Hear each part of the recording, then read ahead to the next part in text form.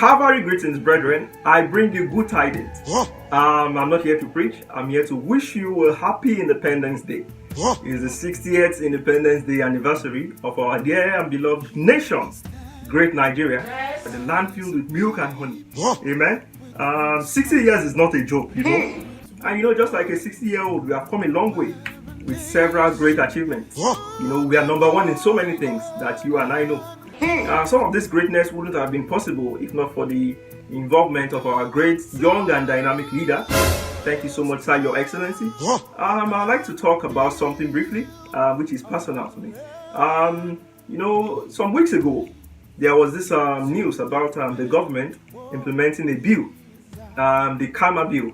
Now, basically, the Cama bill is a bill that allows the government to impose, to appoint a new leader or a new director over a non-governmental organization, religious bodies, churches, mosques, And a few of my colleagues came out and they were not happy about it. And I begin to wonder, why are they not happy about it?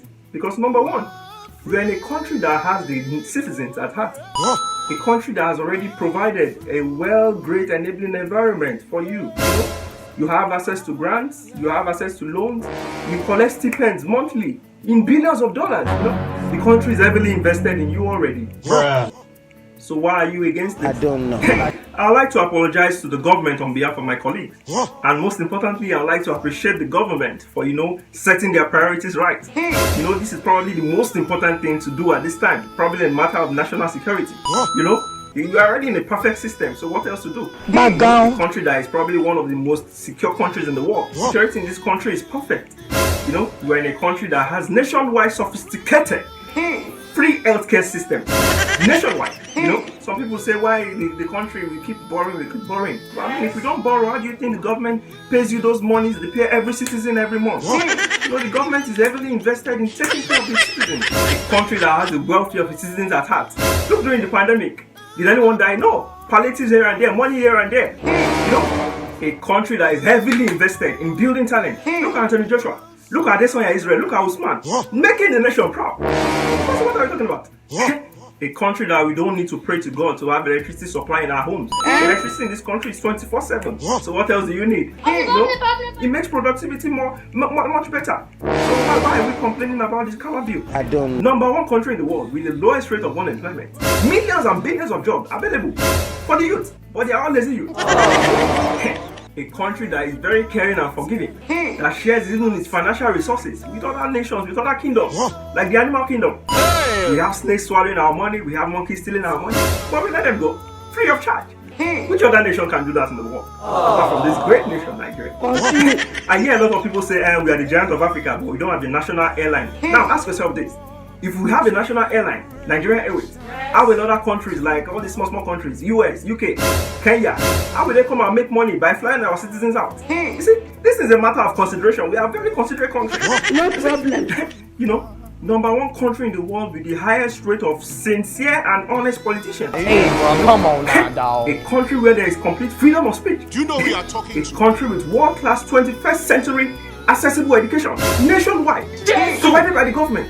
So what are we talking about? So you see, on this Cama bill, I think is a very good idea because we are trying to make sure that we have transparency, just like we have transparency in the government. We are trying to make sure that we have no corruption, just like we don't have any corruption in the government, in the private sector. Come on, so you see, man. I actually think that the government should actually even set up more bills. Like maybe the bills for the landlords. The landlord is behaving anyhow. Impose somebody else. But a relationship bills. The boyfriend or the girlfriend is doing anyhow. Put somebody else for the fellow. This is the way we are trying to make sure that the government is accessible to each and every citizen. So Mr. President, I'm very grateful for this bill, and we thank you. We are expecting more bills. Continue.